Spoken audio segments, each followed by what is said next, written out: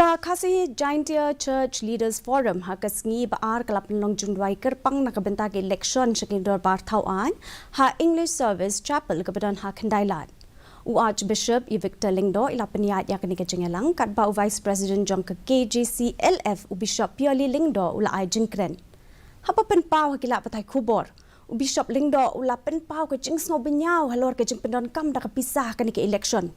Ula ong baki kertong bat ki sengsan pertai ki laong balong ke babakla ban pendon kam da ka pisah ke ni election hendrei ka longpat ke besnosi pat baki la le persya alor ke te ke jengkam jongki.